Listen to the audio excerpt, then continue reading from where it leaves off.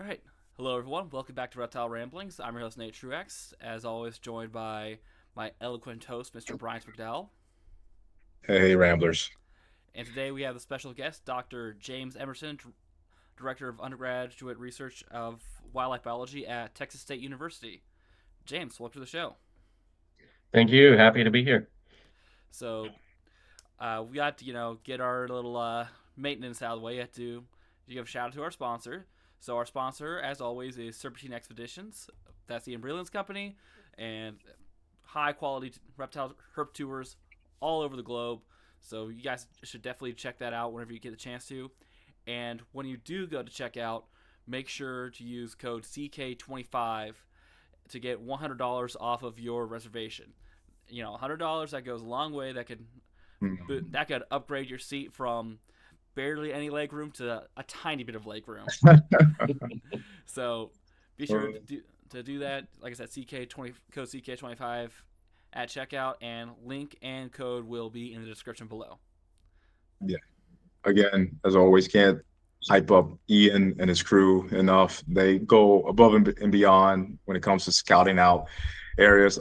Obviously, herps is the main focal points, but not just herps, just overall biodiversity and quality time while being in that kind of in biodiversity. So you won't go wrong with this tour company.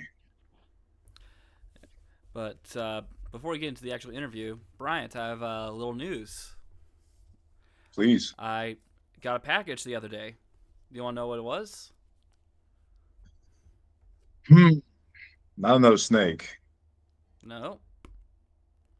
Book. It's a You're. D book. D tome. Dun dun dun. Yep. Dieter finished Nice. it, so got my copy and Oh, been flipping good through it. deal. And he's right. It is like a solid, yeah, like 350 some pages of content plus glossary and appendices. Has lists Yeah. all like the different wildlife agencies and state agencies you should get in contact with if you want to do things the correct, right, and legal way. So Quality stuff, man. Yeah. Again, can't talk enough about Dieter as well. You know, from our first interactions at CrocFest in June. What an awesome, down to earth guy and real knowledgeable as yeah, I mean, especially take it from Nate. Real knowledgeable when it comes to crocodilians yeah, in captivity. and also features some photos from yours truly. So Okay. Okay, Mr. it's a little brag, Publishing. a little humble brag. Yeah. All Yeah. right, so Slight. all right, so let's dive into the meat of today's episode. Dr. James Emerson, welcome aboard. You mind telling us a little bit about yourself, how you first got into reptiles, what kind of led you up to where you are now, and what you currently do? Yeah, absolutely. Once again, thanks for having me.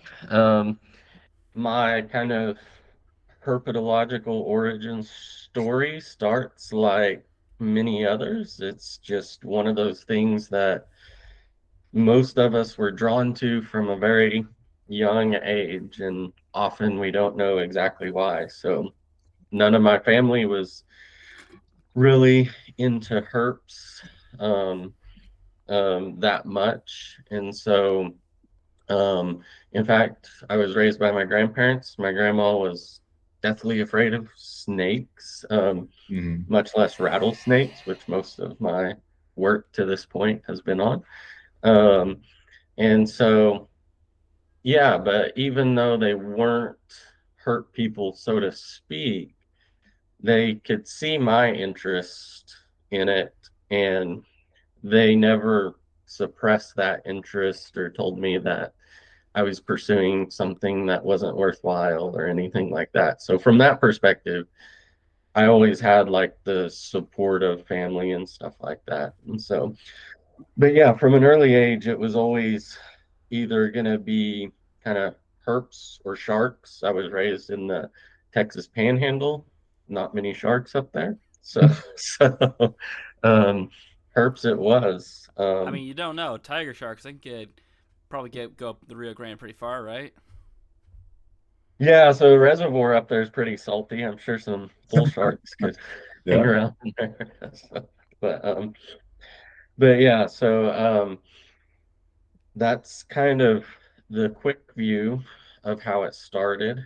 I don't mean to cut in, James, but did you also do some fossil hunting? Just because you mentioned sharks and Western Interior Seaway. I mean, you're kind of Yeah, I haven't done much of it. As a kid, I was always interested in it. So as we'd go on like family trips and stuff, we would stop at all the natural history museums and stuff like that. But in terms of actually getting into fossil hunting, um, when I had kind of the knowledge behind me to know how to fossil hunt, I also got like super busy with like what I'm doing now. So um, there's just tough to find time to balance everything.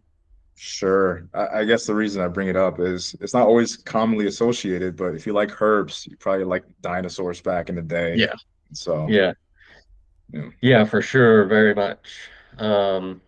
But yeah, it was kind of, you know, seeing those dinosaurs at the museum, and then, of course, a lot of us as kids might be dating myself a little bit, but Teenage Mutant Ninja Turtles, stuff like that, oh always geez, classic. Land Before Time, you know, always got me excited into the Saurian world, if we will. Hmm. Nice. Awesome. So I guess maybe try to bring us full circle to your position today and where it stands and kind of some of the projects and maybe trips you've done. Just to kind of Right. skim. Yeah, um, so to start off with, like, even though I had like family support in herp stuff when I was finishing high school and trying to pick a path in college, I was just like, there's no really clear laid out path to success to work with reptiles and these things that I'm interested in. So I was like, I'll try more practical things and, you know, make a normal living, and then I can, keep herps or whatever on the side. Um, that didn't really work out for me. So I wasn't the best student when I wasn't like super engaged. And so I took some time off, and then I didn't even realize that there was like this whole formal field of wildlife biology, and found out. And after a year and a half or so off, went back to finish my undergrad in wildlife biology. And getting a PhD wasn't exactly a well planned out kind of event. I just kind of chased opportunities as they showed up. And then 2020 rolled around and I was defending my dissertation, and then was like, guess it's time to get a real job. So started throwing applications out there, and everything worked out with Texas State. And so um, I taught a little bit of like adjunct at community colleges before I got the job at Texas State. So I was hired here in August of 2022 as the undergraduate wildlife biology program director, as Nate mentioned in the beginning. And yeah, so started teaching a bunch of cool classes. I teach like wildlife management, techniques important for wildlife management, natural history of the vertebrates, mammalogy, and herpetology. And Kind of in short, you hit the lottery because and the viewers will know this. Anything under the genre of biology and especially like field biology and all that. Those are tough, tough occupations to get into because it's so saturated and very competitive. So yeah, kudos to you to where you are today. That's awesome. yeah, What for sure. were, I guess, harking back, what were some of the first opportunities like you were alluding to that kind of you kind of jumped on board with? Yeah, so since I had that gap from my initial kind of ventures into college, like Mhm. when I went back for wildlife biology, I was a little bit unprepared in the sense that I didn't know exactly how much effort it took outside of the classroom in this discipline. And so, like, senior year rolled around and it was just like, oh, what do I do now? And so it was basically just like kind of reaching out and begging, other grad students for opportunities so I could go out in the field and help them and get experience that way.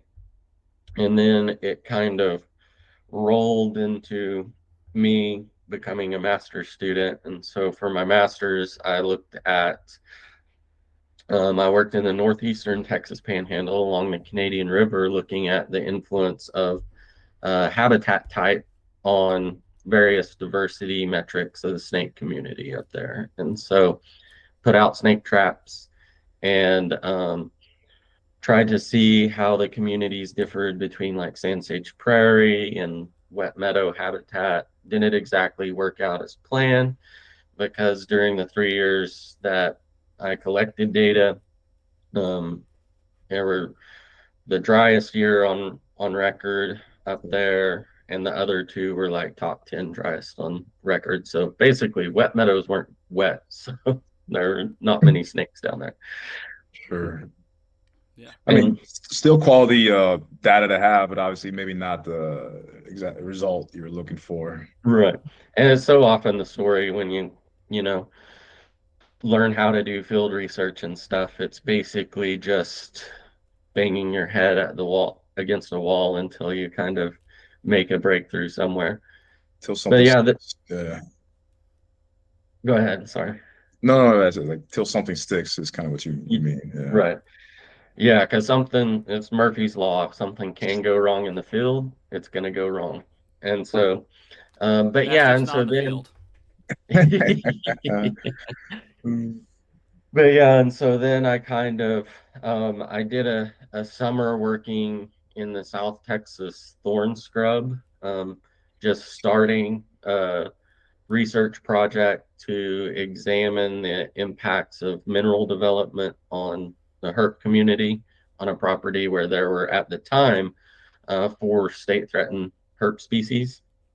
And so got that up and running and then transitioned in late 2013 to my PhD at UTEP, where I worked on the behavioral ecology of eastern black-tailed rattlesnakes in the Chihuahuan Desert. Oh, sweet. Yeah, I mean that's definitely an underrated croat for sure.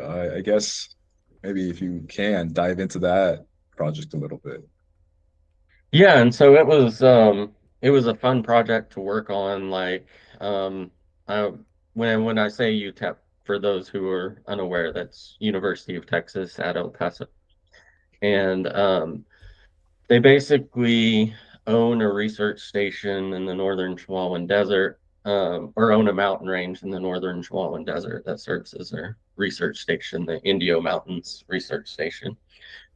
And so I got to spend a few years out there, um, had a couple of different components of my research. The basis of it was doing radio telemetry because right before I started in 2012, Crotalus ornatus was just revalidated as a valid taxon, and so split apart from Crotalus molosus, the northern black-tailed rattlesnake.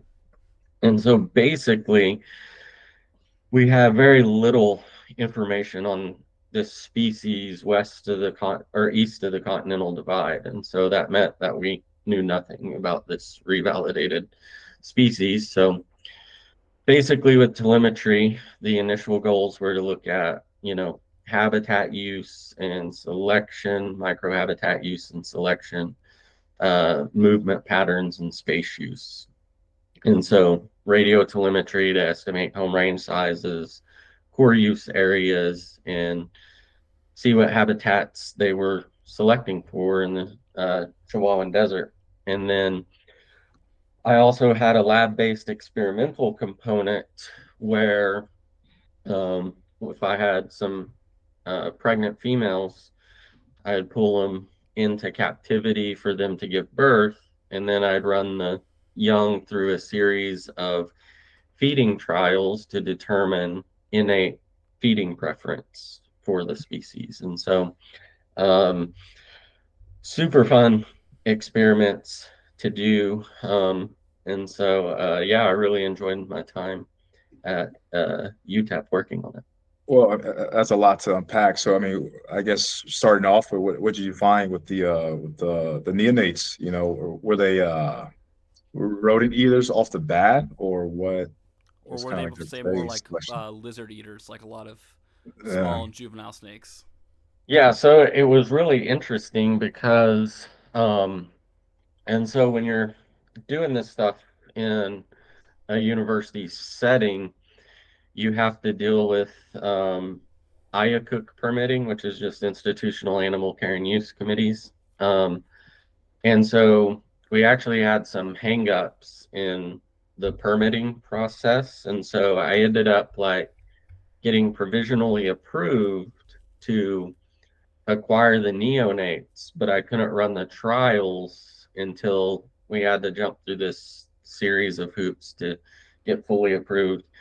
In short, they didn't like the, we had somebody on the IACUC committee that was more like towards the animal rights side of things, which is a little sure. iffy. So they were just, and since we were doing experimental trials, we wanted to keep everything in like sterile situations to avoid any exposure to, stimuli that might influence feeding preference. And so we're going like, basic sanitary plastic hides, paper towels, water dish, heat source, like simple sterile setups. And they didn't really like that at the beginning. And so we kind of had to provide all these justifications for it. It actually ended up being pretty cool because that meant that I had these neonates for almost 2 years in Oh wow. captivity, and they had been fed, your standard lab mice for the whole period of time. Um, that ended up being really cool because when I everything got approved and I was able to conduct my trials, they hated lab mice.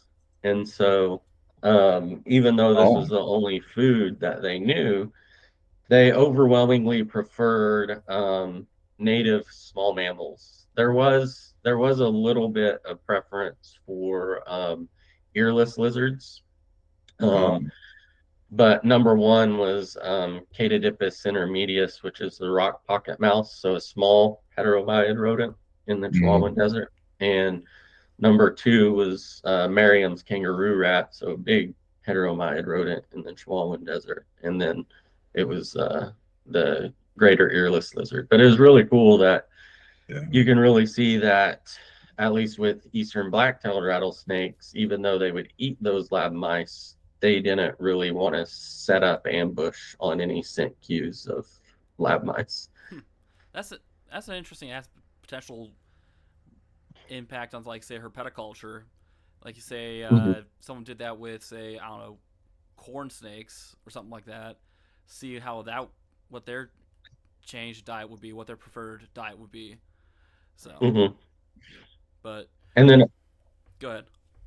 Oh, and then also like because I saw that kind of tertiary spike at the earless lizards, I initially ran my trials in like diurnal settings, and so then I reran them, but under nocturnal conditions to see if they wanted to feed on different things during the daytime, lizards versus nighttime, and um, got no differences in that. So they're just finding a scent that they like and they set up ambush.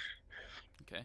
Awesome. And I get my bad, Nate. I would say maybe just to give the listeners a bit of pretext, maybe go over a little bit of the actual species, or not as, what kind of the general overview of that species.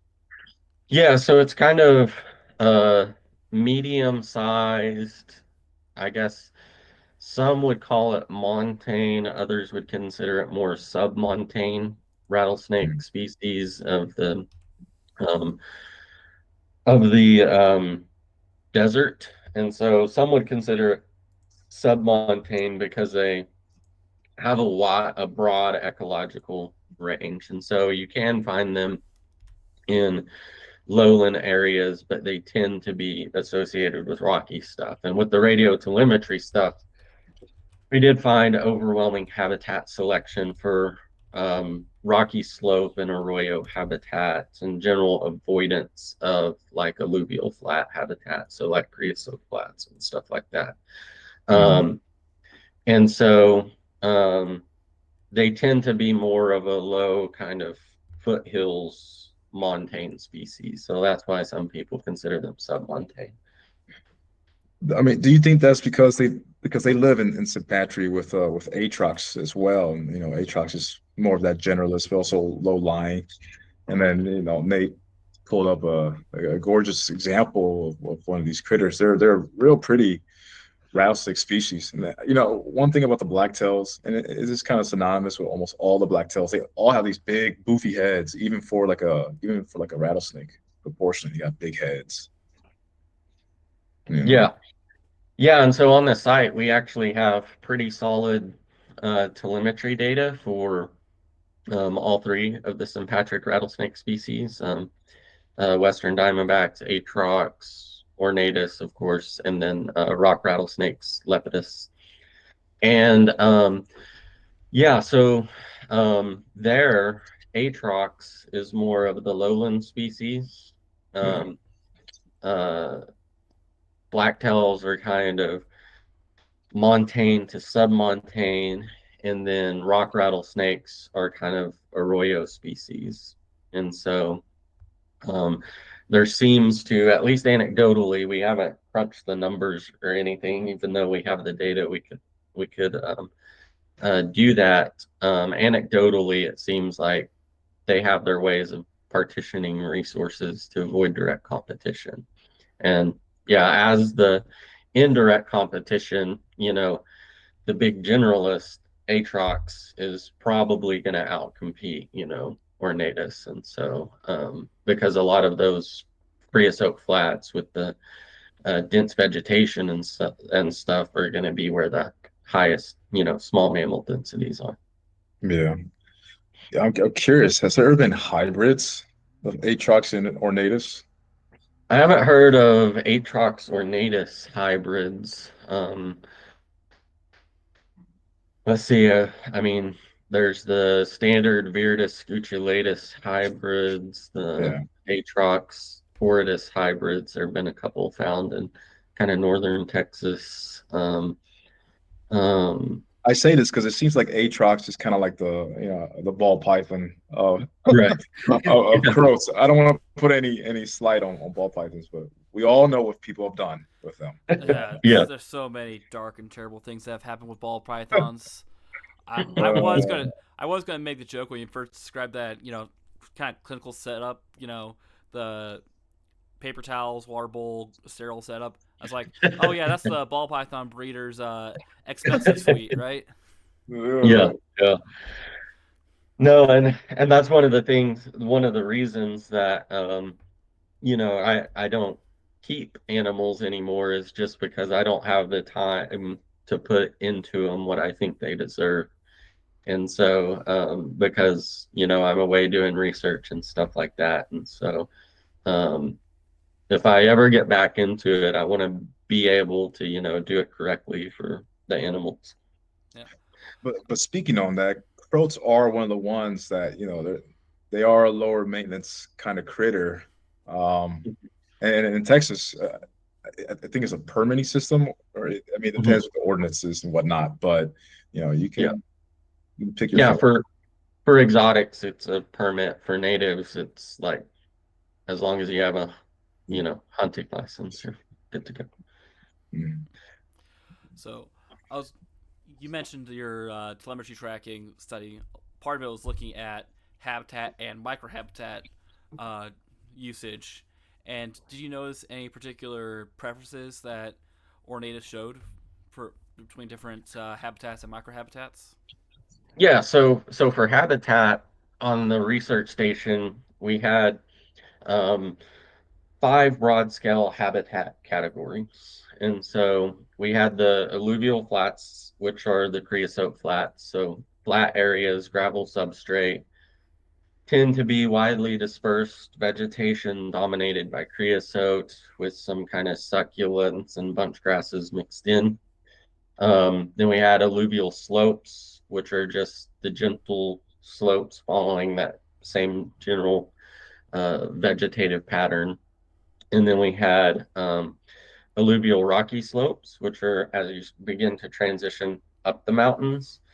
Mm. These are um, exposed areas of bedrock that are covered in like a fine gravel. You start to get more of like the um, acacia tree species. I know the genus for like U.S. acacia has since changed, but I still use acacia. Um, but so you get start to get more heterogeneity in terms of like fissured habitat, so like crevices, and then more heterogeneity in like woody vegetation. Rocky slopes are going to be kind of those exposed rim rock areas, so highly fissured, a lot of crevices, those rock loving cactus succulent species. And then we have arroyos, which are kind of the small canyons that drain the mountains. So when the monsoon rains hit, it's going to take the water eventually down to the Rio Grande. But arroyos tend to be flanked by areas of a lot of rock. And because they do drain the rain, they hold higher soil moisture and have these dense bands of vegetation along the sides. And so for that, we saw that ornatus are going to prefer or are going to select for rocky slope habitat. So they like those crevices, where they can seek refuge from um, the harsh desert conditions. And they like arroyos. And so those areas with the dense bands of vegetation that harbor the most small mammal diversity on the property, which all three of the rattlesnake species had selection for arroyos. Um, but then they would normally have selection for one other habitat, which was, different than the other two. Yeah, I mean those arroyos are kind of like your hunting honey holes. They're Exactly. pretty well endeared. When it comes to, oh crap, I lost it. I had the question and I lost it. Take it away, Welcome Nate. to the I lost club. it. Well, I can dive into the micro habitat stuff to kind of build upon the habitat stuff. Yes, so if you Um, notice them, like they like say under logs, or they prefer like maybe under large rocks or in fissures, anything like I, that. I, I got it. I was going to mention like what was their activity pattern since you did do this telemetry study. yeah, um, so generally we have several different ways of looking at activity patterns. And so in terms of raw movement, just like you would expect based on data with other rattlesnakes, males move a lot more. They use a lot more space than females do.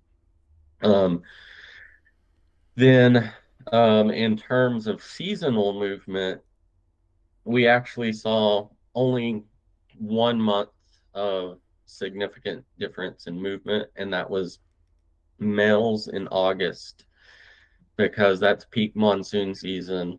Hmm. And that's when the males become amorous and start chasing their ladies around. And so their movement really peaked in August. We saw a peak that was approaching significance, but not significant in June with females, which biologically, that one's pretty interesting because for those listeners familiar with the Chihuahuan Desert, June is the most miserable month out there. So June is hot, dry. Like I got my hottest ground temperatures in June, um, which would sometimes be up to over 79 degrees Celsius, which is, probably like Wow. 150, 160 degrees Fahrenheit. So Low, so crazy hot. so low end monitor basking spot. Yeah. Yeah, exactly. Um, but yeah, and so the hypothesis behind this would be that females are moving ahead of the monsoonal arrival to lay down these lipid-based pheromone trails so that when males start moving in the monsoon season, they can find them. And so um, that we didn't do any like um, kind of testing of female scent trail or trail laying down or anything like that, but that would be what we think's going on based on that, because those males have to have a way to find the females. Um, but yeah, any other questions on the movement patterns?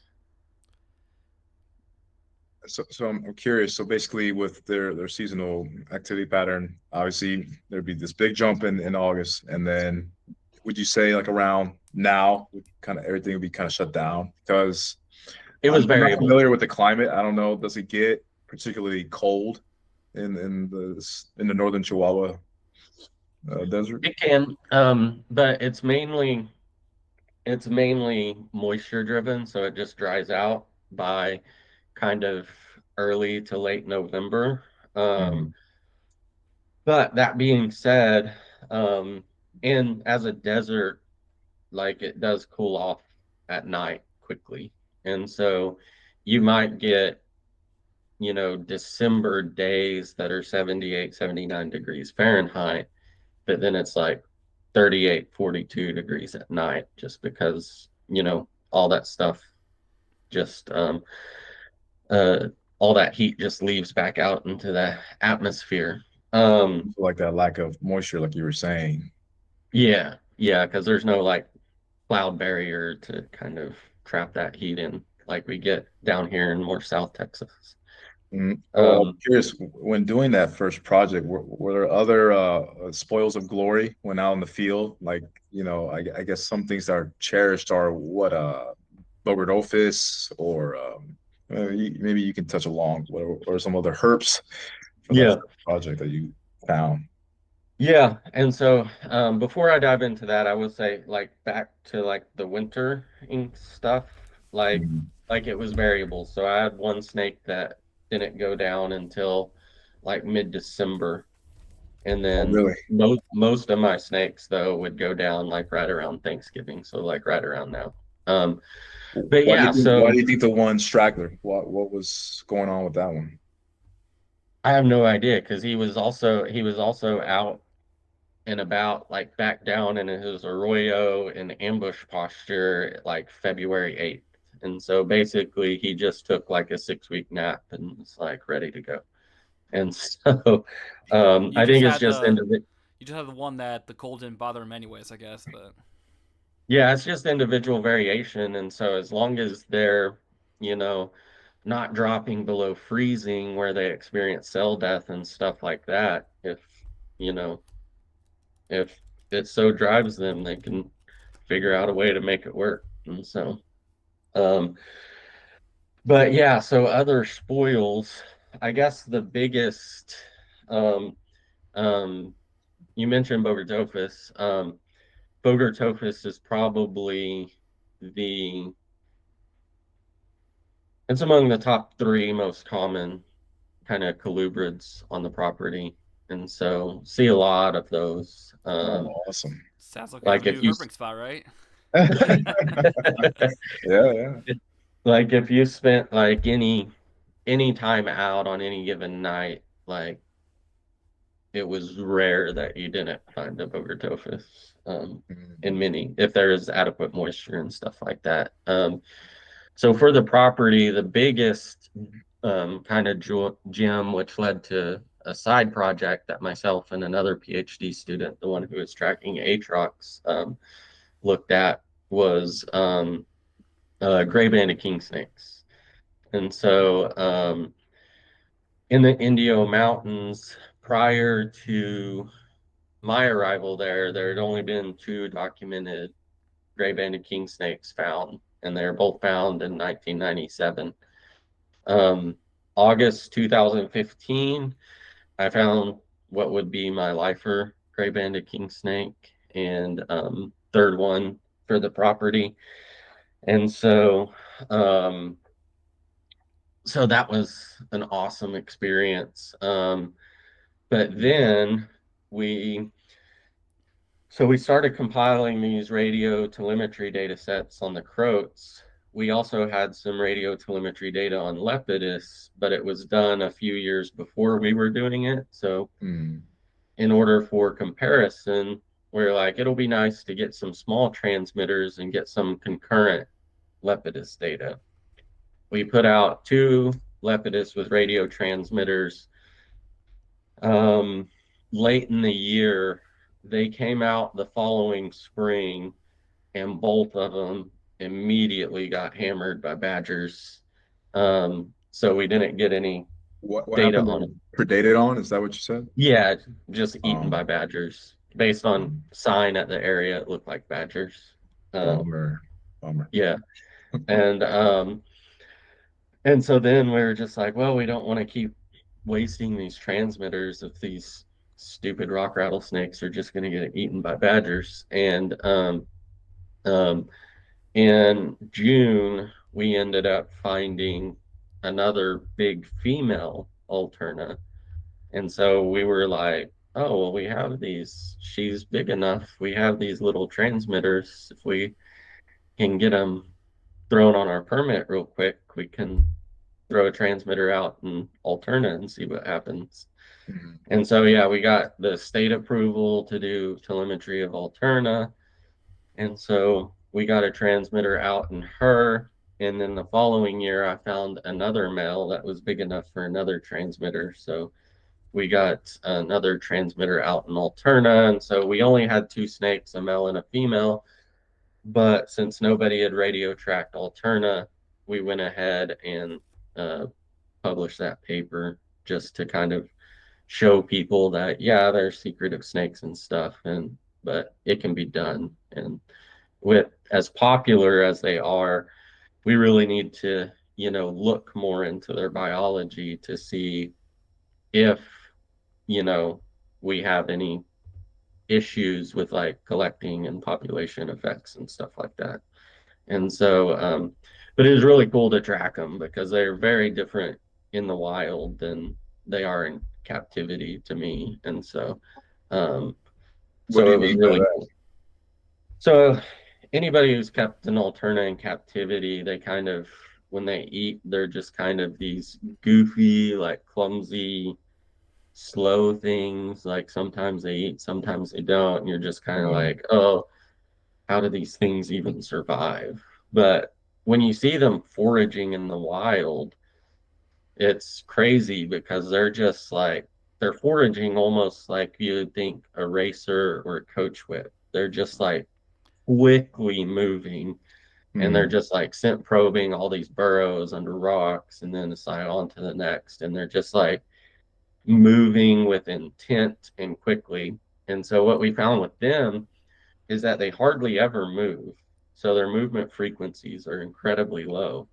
But when they move, they go. And so, like, our female Alterna had like bigger home range sizes than any of Dominic's Atrox that he was tracking. Hmm. Really? Um, so she was moving, like, when she moved, she would move like, you know, hundreds of meters.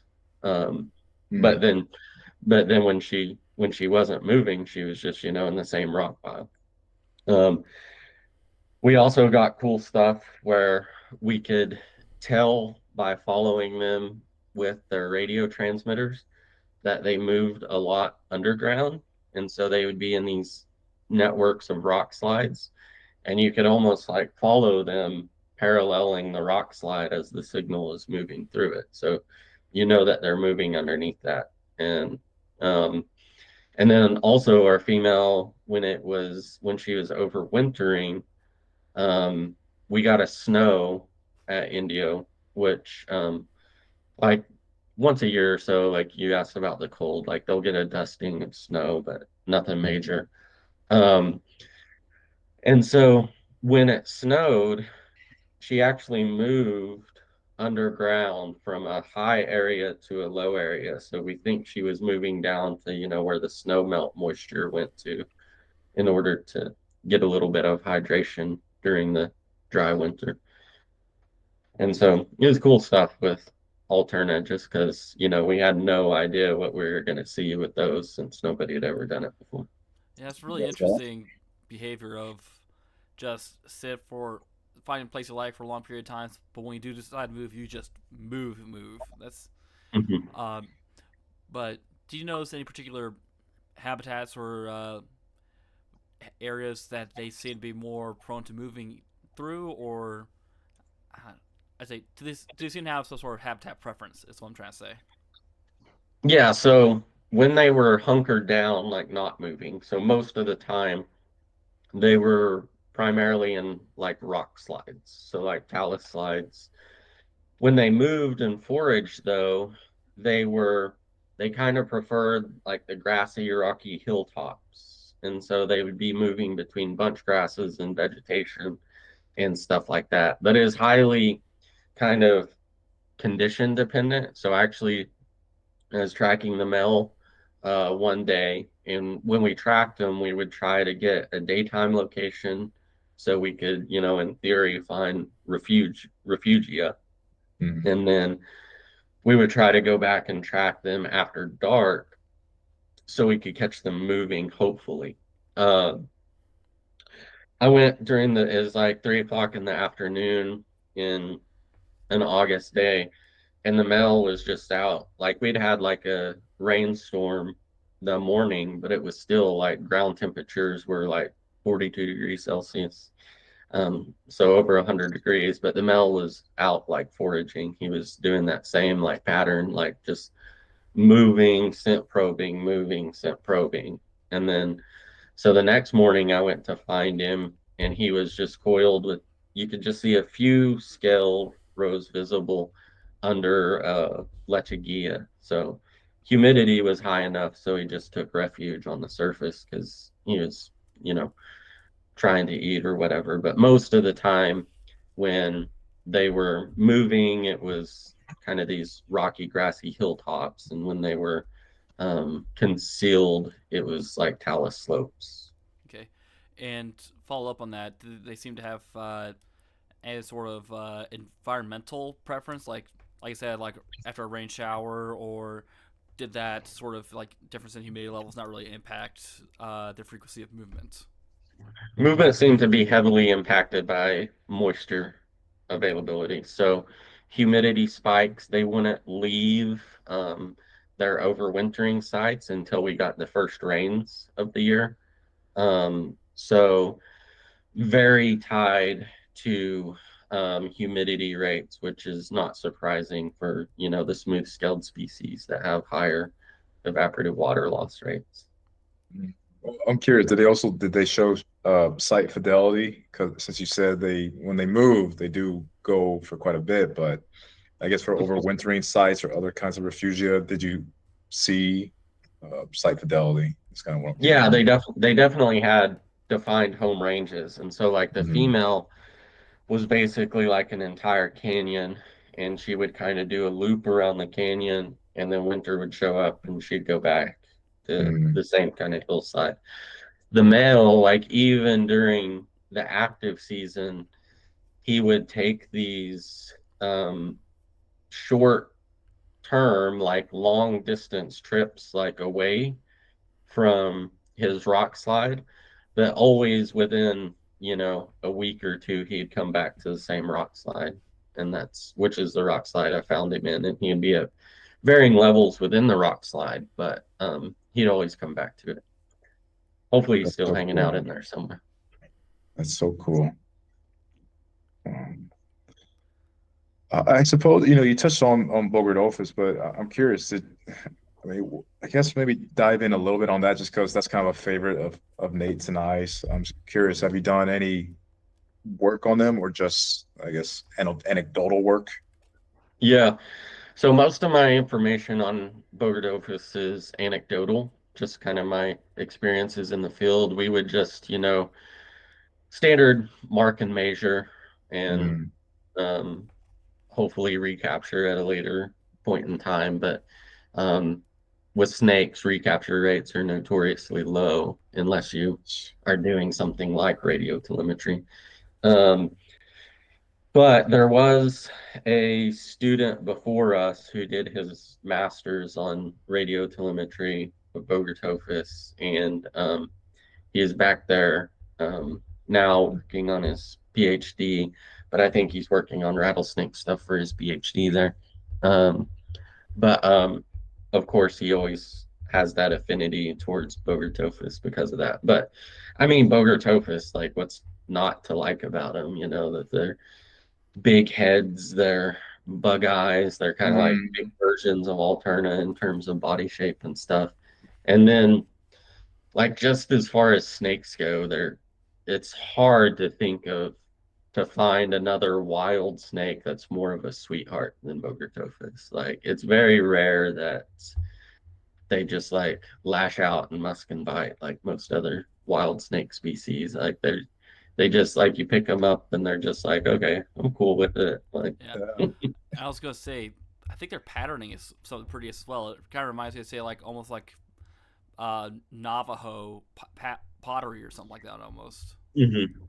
Yeah, and I lost the photos of it because of a hard drive crash, but we caught this one that was like a bright creamsicle orange, and then it had those jet black, two stripes into the H patterns and stuff like that. Something Like, it like was, that. yeah, yeah.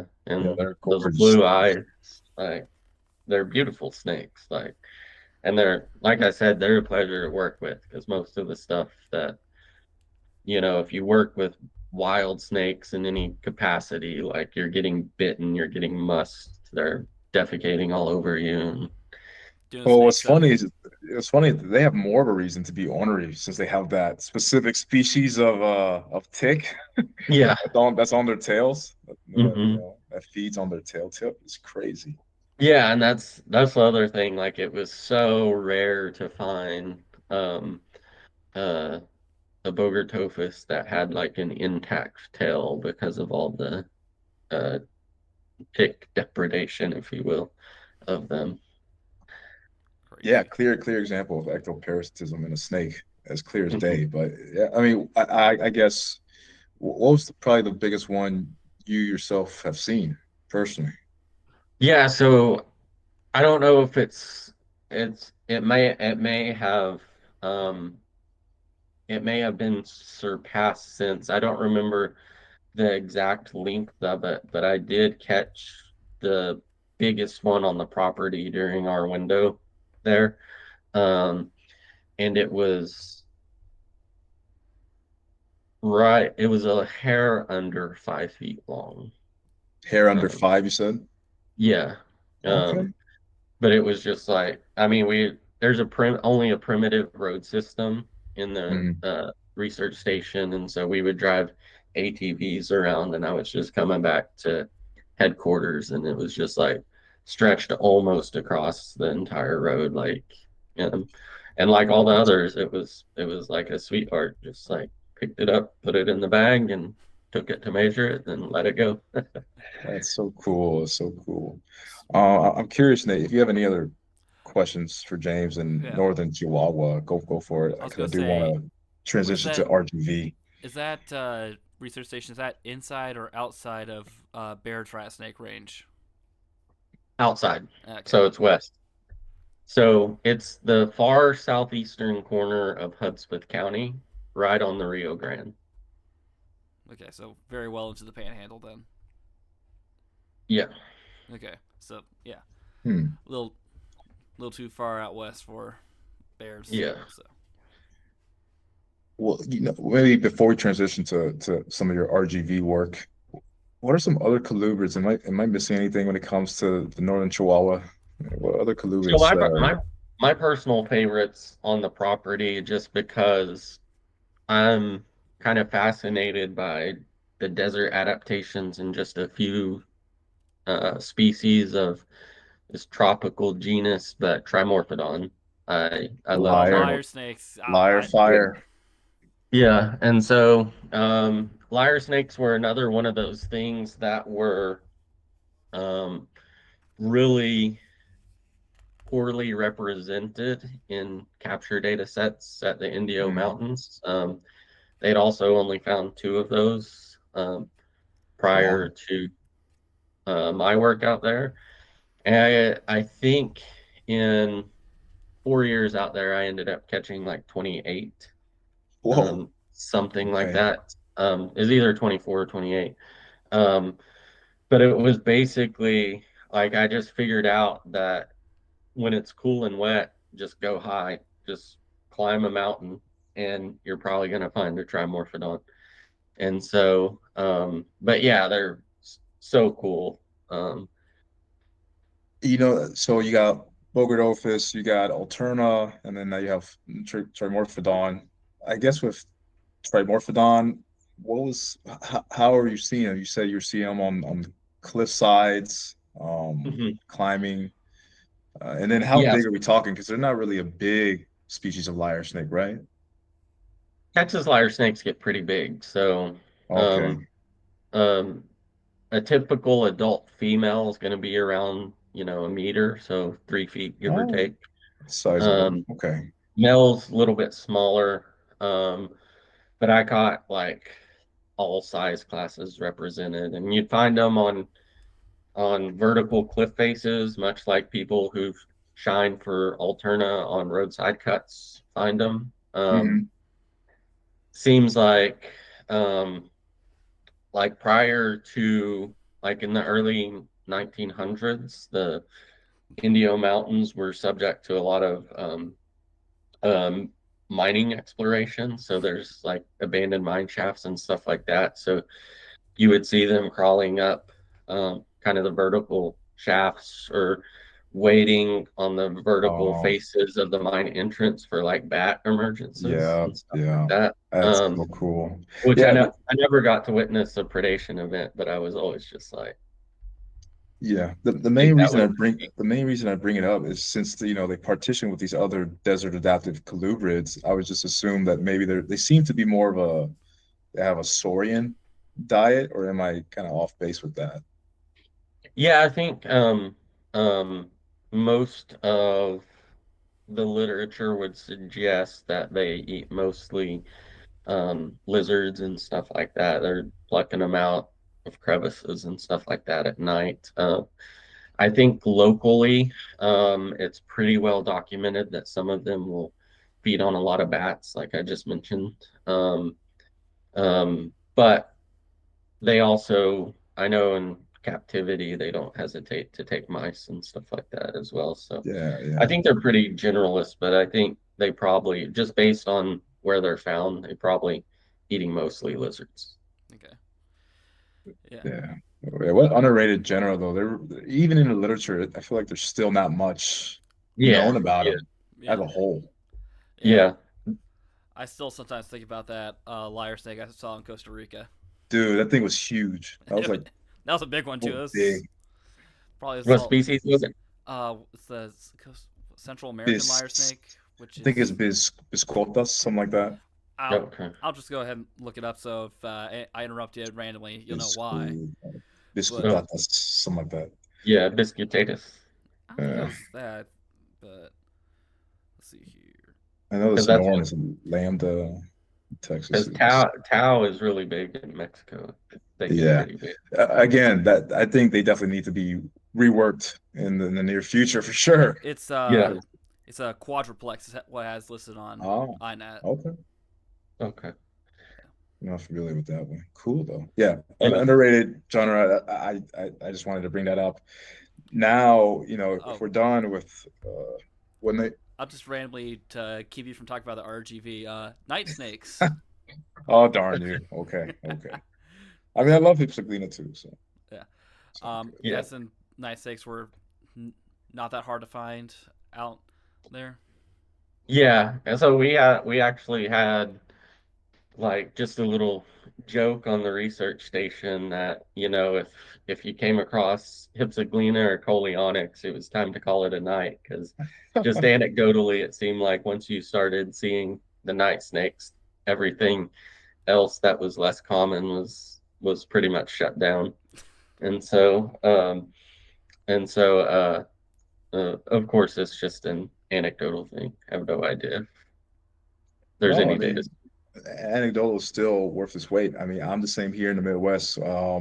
Whenever it's whenever I start seeing just race runners, I know it's typically going to be probably a frustrating day of herping. I probably won't see much besides maybe a glance at a racer. So, Mhm. there's definitely valor in anecdotal evidence. Um, I guess maybe I don't want to take over for your question, Nate, but with Hypsiglena, I mean, did you see different variations in, I guess, color palette, or just, what was your Not, not really. It's pretty overview? standard there, and we're also kind of limited in what kind of research ecologically we can do with Sure, Hypsiglena sure. just because they're such small body size snakes. Yeah, And so um Be pretty difficult to it's put a tracker on them. yeah. Um you could now with some of these Bluetooth trackers that are coming out that are like 0.3 grams, but it's getting crazy out here.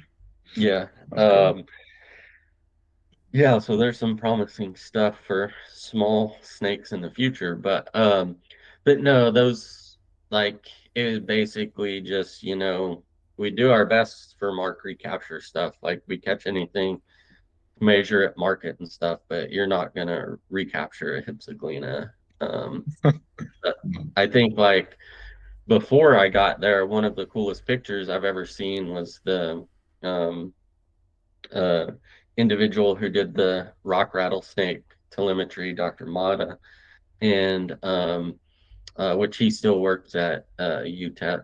Um, but he caught one of his transmitted rock rattlesnakes eating a Hypsiglena when he was out there tracking it. So it was a really cool like predation A note. Lepidus, or what kind of rattlesnake? Yeah, Lepidus. Yeah, Oh wow.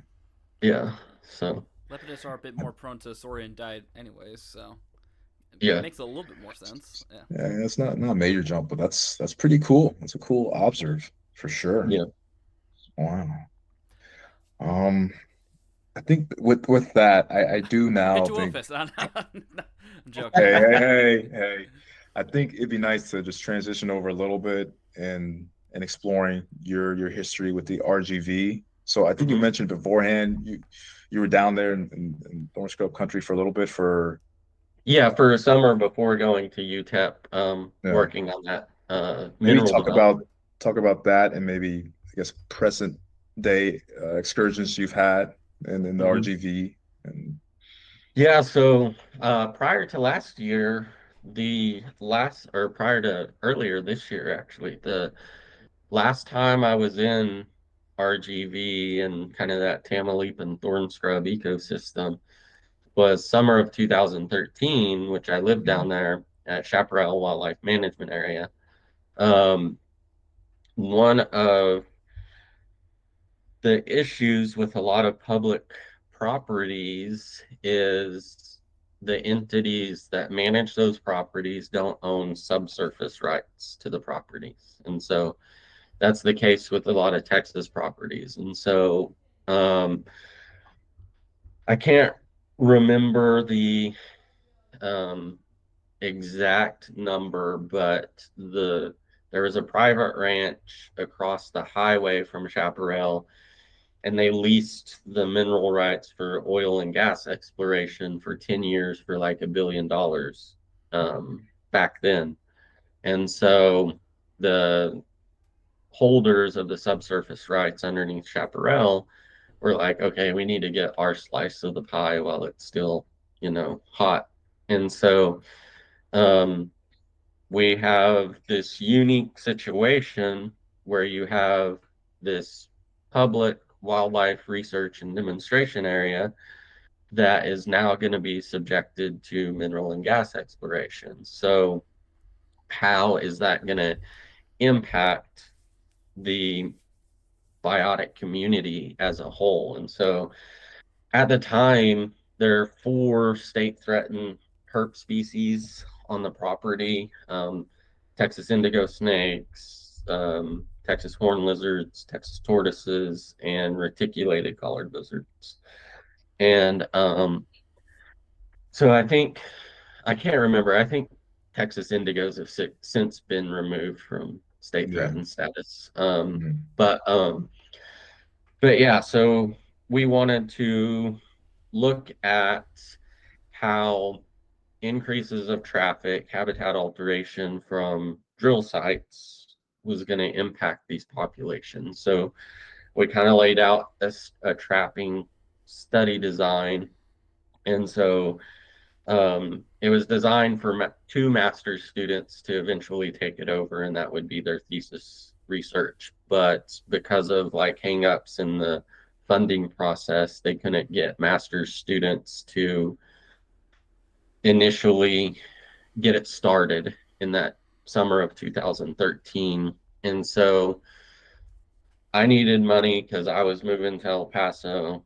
And so I was a grad student that was just hired just for that summer to go down there, build and install traps, and kind of get it up and running so somebody else could take it over the And what were following they? year. Were they drift fences or bucket traps? What?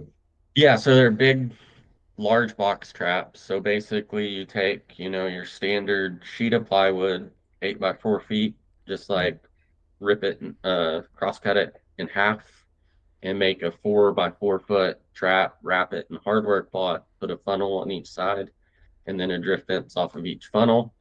Then at the ends of each drift fence, you put your pitfall traps. Mhm.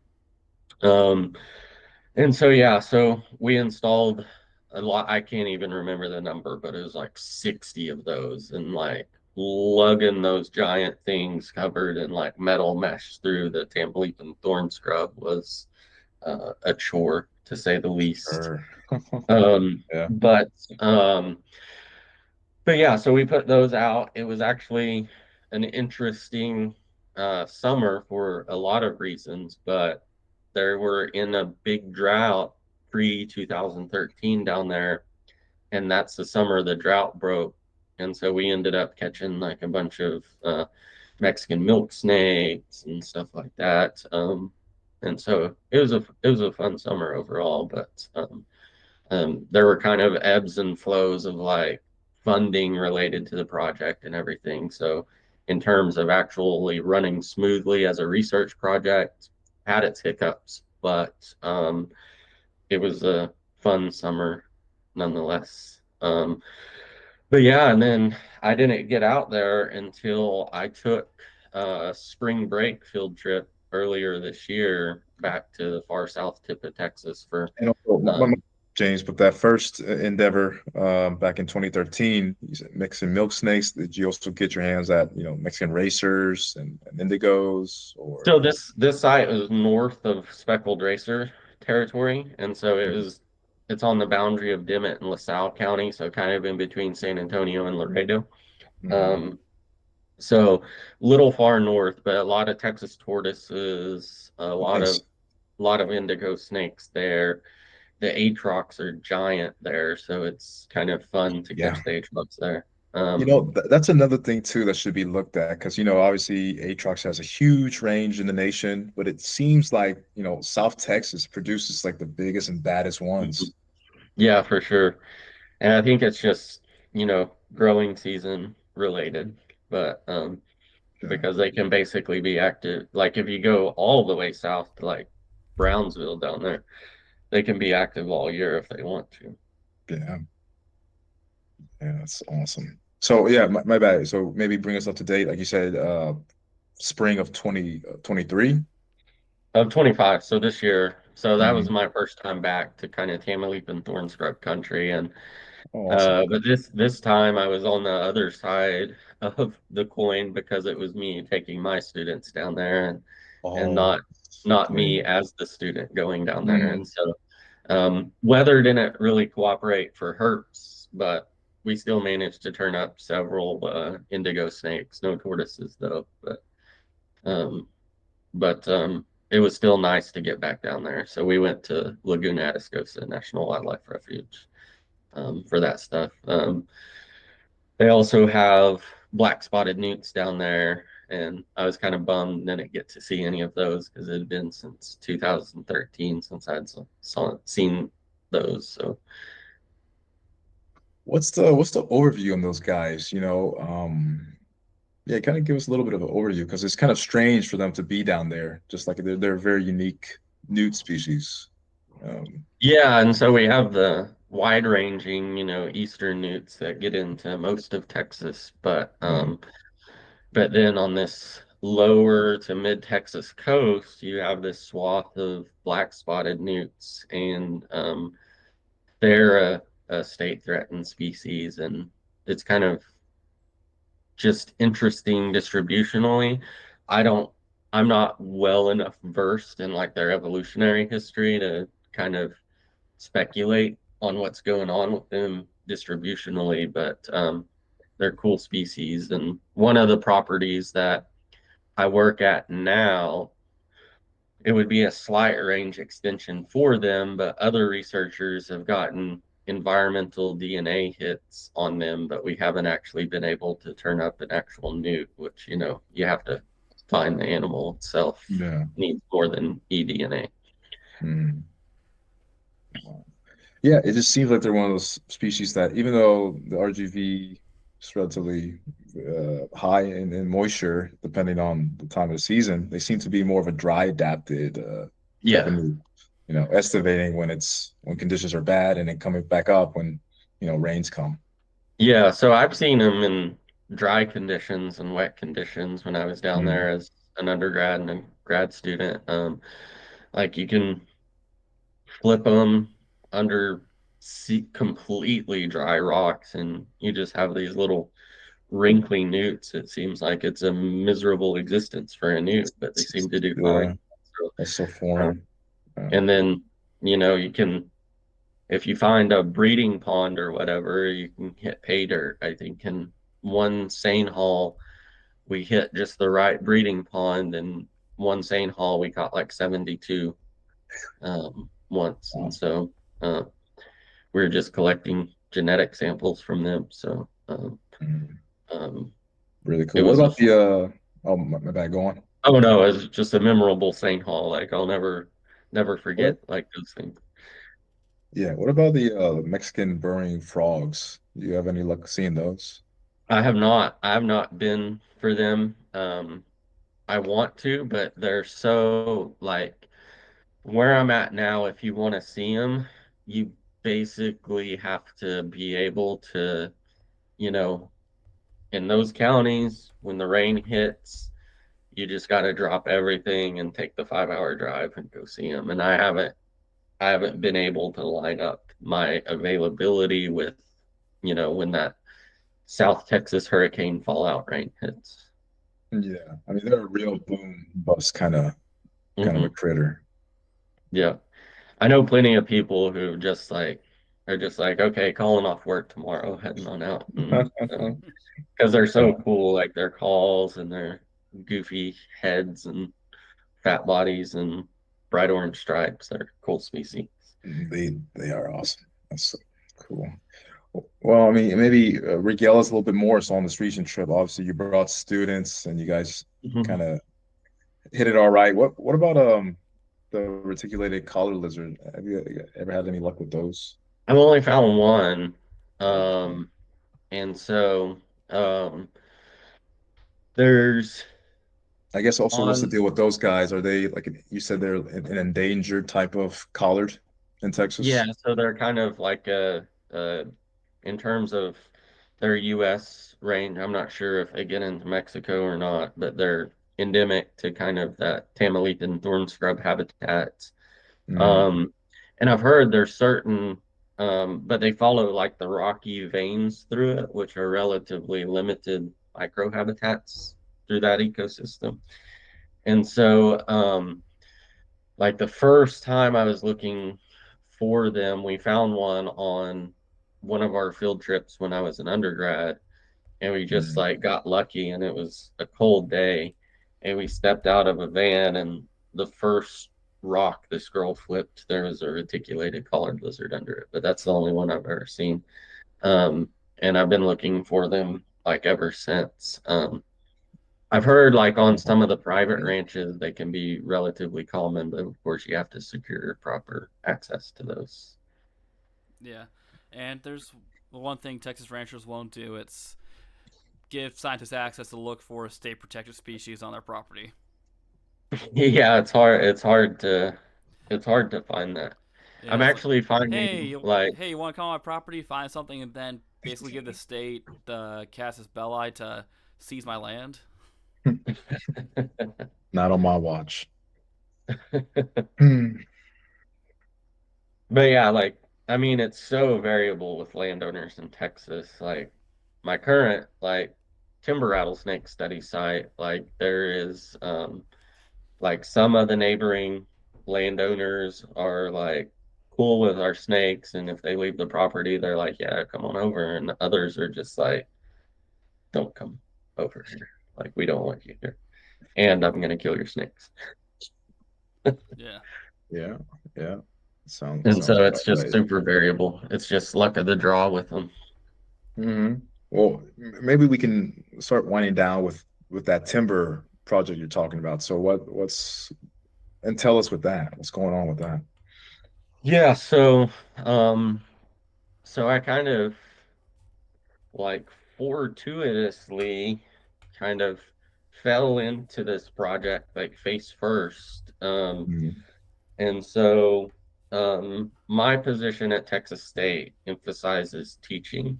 And so the majority of my appointment is related to teaching. So and advising students as program director.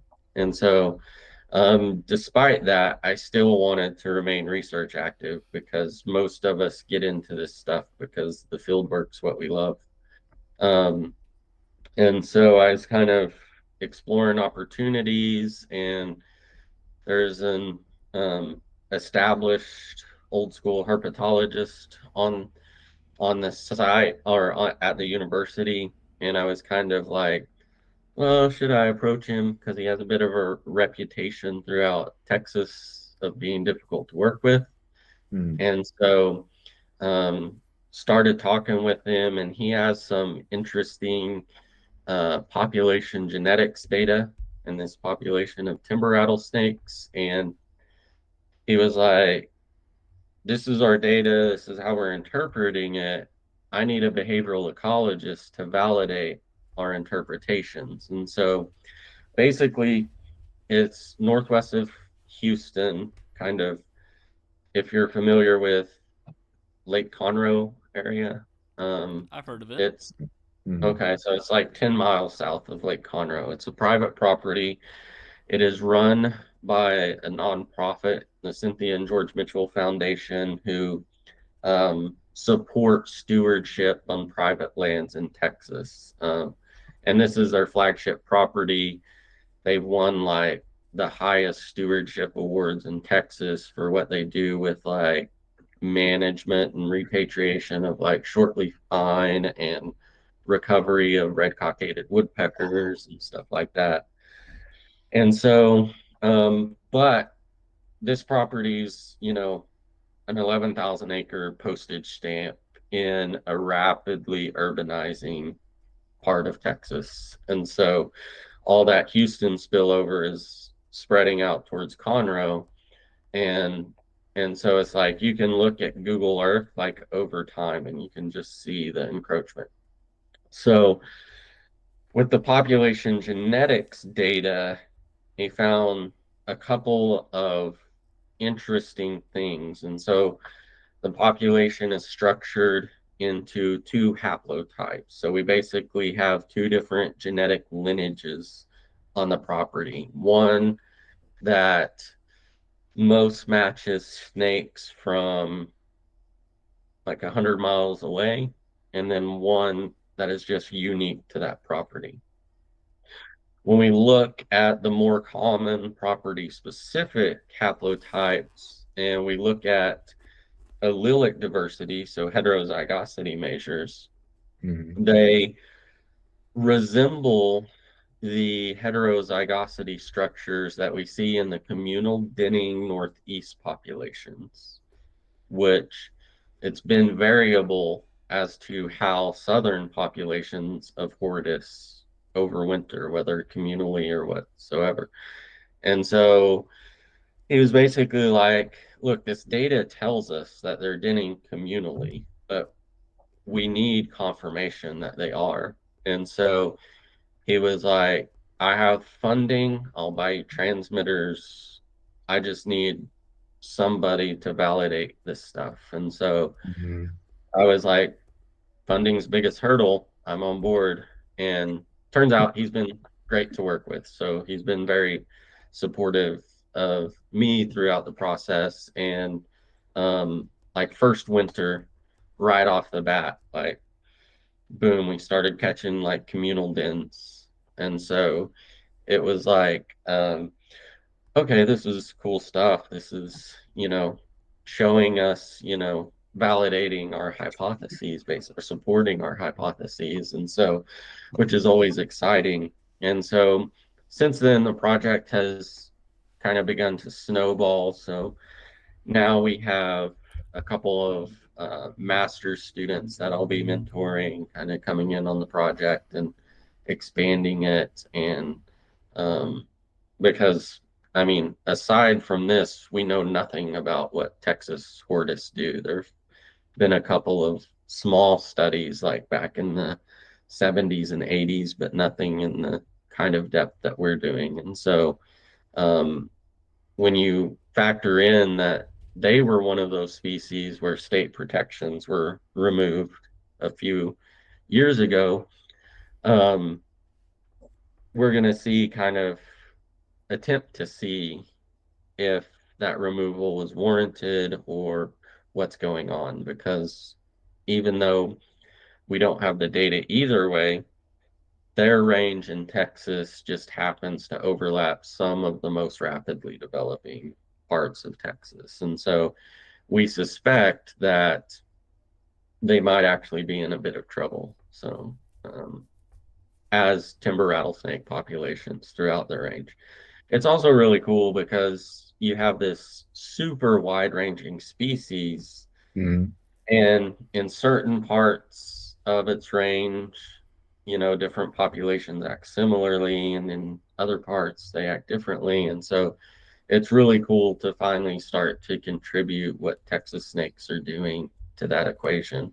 And so, like, our snakes seem to be overwintering in situations very similar to those snakes in the New Jersey pine barrens. And so they're denning communally, they're denning in eroded root holes along waterways. One of our dens was flooded throughout a couple of weeks of the winter, and which, they documented those dens getting flooded in New Jersey and stuff like that. So, pretty cool to see populations separated by so many miles just behaving this similar way. So what you're saying is even when these dens are flooded, the snakes are still there, and they just tolerate it. They just deal with being flooded out, or Yeah, so we don't know the internal structure of the dens, of course. So they're gonna have to have, places to at least keep their heads above water so they can breathe. But um, the first master student coming in,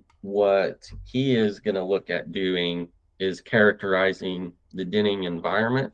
So he's going to look at extent and structure and internal environment, and he's going to try to find areas or holes that look similar outside but are unoccupied, so we can see if there are any key differences between occupied and unoccupied sites.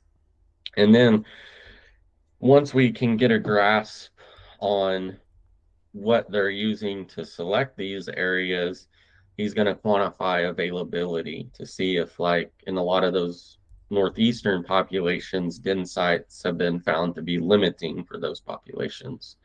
And so to see if we have any issues with den availability and stuff like that. Um, So it's kind of cool stuff. And also just like anecdotally, like we're out there, I was out there yesterday, tracking snakes, and one of our males and female that bred last year, and then the female had babies this year, early this year we lost the male. We don't know if we had like transmitter failure or if he Mhm. just moved too far and we lost the signal. But this week he was miraculously like back in the same vicinity as the female, and he had broken his rattle off, so he no longer had his transmitter. And they're just a couple of 100 feet away from the same den that they used last year. So um, interesting stuff. Like his rattle now is too small for us to put another transmitter on, but I really wish we could so we could know for sure if they're denning together again. Yeah. Oh, that's So, awesome. not to throw a firebrand in, but where do you land on the cane break debate? So I'm not sure. I haven't read the paper that did away with it. I know Rulon Clark's work, and he does good work. And so, but I haven't read that specific paper. Um, the thing that I don't like about it is um, the fact that, like, the state that I'm in used the sinking of Atrachodatus as a reason to justify removing them from being state protected. And so being state protected wasn't based on any, or removal from state protections wasn't based on any biological data. It was based on just the fact that, oh, this thing's found in the eastern two-thirds of the US, so it's doing fine. And so it's basically just like this is a way to get rid of a headache. And I am of the impersonation or of the impression that whether we're going to manipulate protections, what we do needs to be biologically justified. So it may not need protection in Texas, but we need the biological data to show that. And so, um, and so that's the problem with so many of our herp species is we don't have that underlying biological data to inform meaningful, management objectives. Hmm.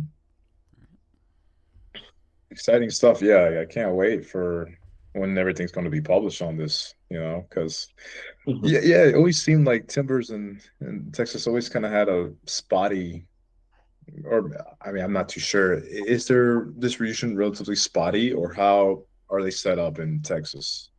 Yeah, so it's pretty spotty. You have some kind of weird fingers coming in from the north from Oklahoma, where you get, just north of Fort Worth, you get some like fingers of forest coming in, but Hmm. I would say their most um, kind of reliable distribution in Texas is southeastern Texas, where you get that good mixed pine forest ecosystem, um, which is, shortleaf, longleaf, loblolly pine, and then a mixture of various hardwood types. And so, which that southeastern chunk is where all of that development is, as Houston just like kind of grows uncontrollably. The Um, sprawl, it's yeah, widespread. Yeah.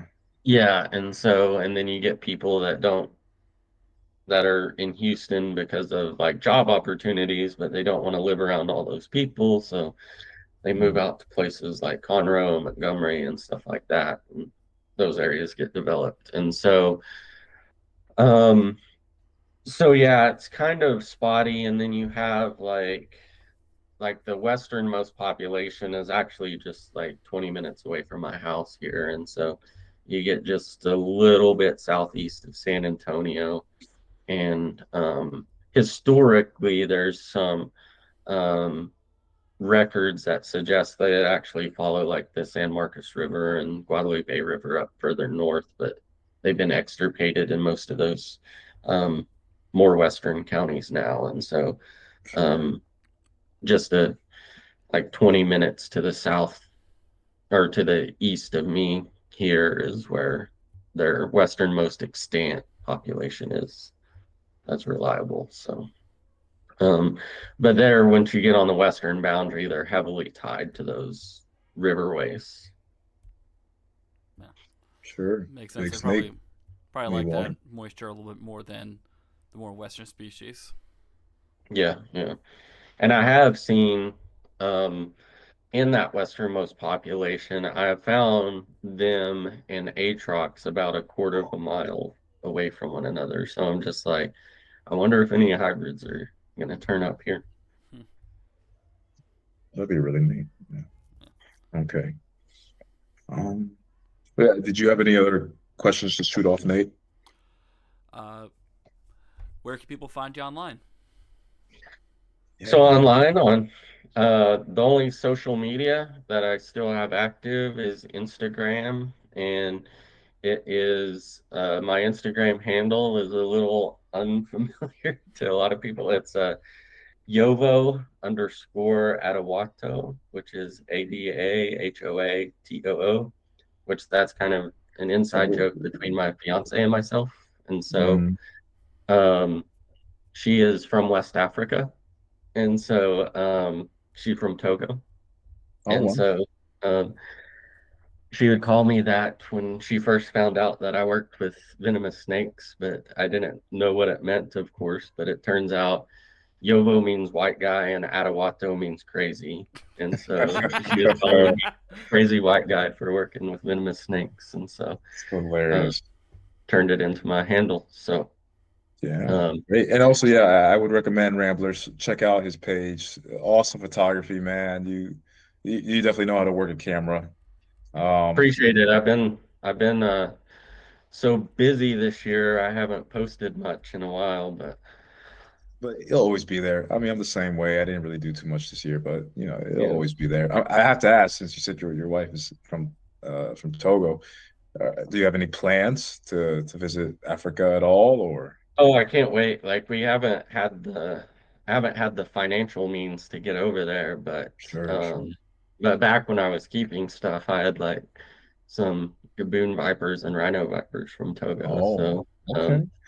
So I was just like, Hard image. Yeah, yeah. I need to get over there and find them for myself in the wild. Yeah.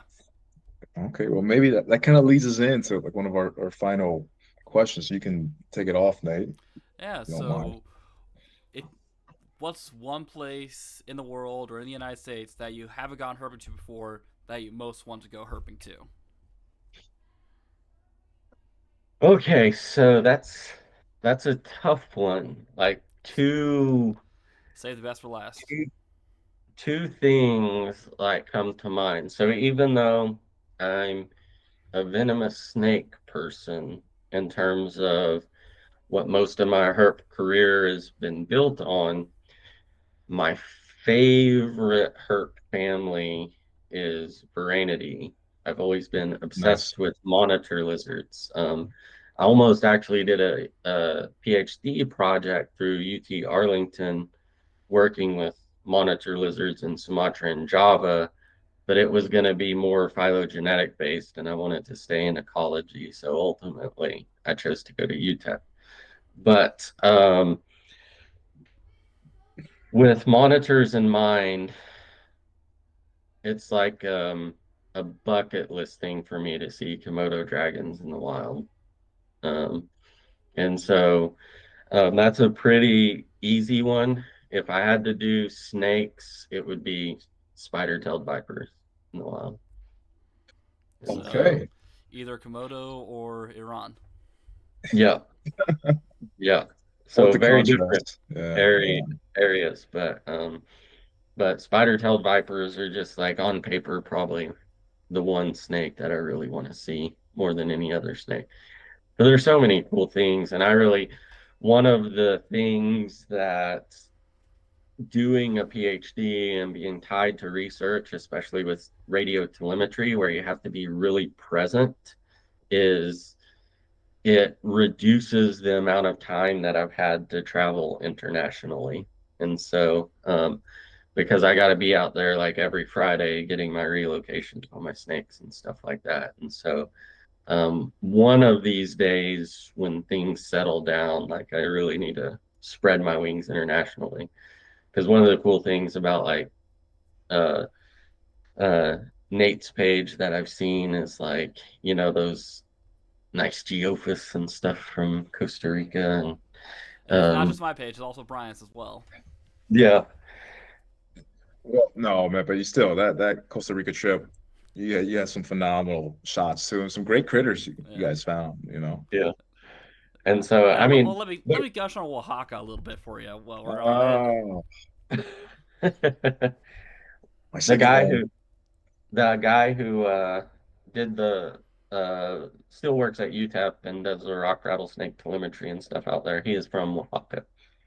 Small world. Wow. Yeah. So Dr. Vicente Matasilva. And Okay. so if you've looked at Oaxacan distributional records, you probably run across his name. Okay. Yeah, maybe sounds familiar. That's awesome. That's cool. Dude. Yeah, I can't rep Oaxaca enough for sure. So, but I mean, great answer with either seeing Komodos or seeing, Spider tails. Iranian spider tail vipers. I mean, there's so much cool herp diversity. Like you can't go wrong with No. anywhere. And so, No. like if you have an opportunity to travel somewhere, you should do it. Yeah. Yes, sir. Awesome. Um, And with that, I think we'll end it out here. Again, thanks, James, for coming on the show. And once again, thanks for Bryant for helping to co host the show. Co-host Be, as always. Yep. Yep. yeah. Be sure to check out Serpentine Expeditions. Once again, use code CK25 at checkout for $100 off your herp tour. And with that, I'll bid you all adieu.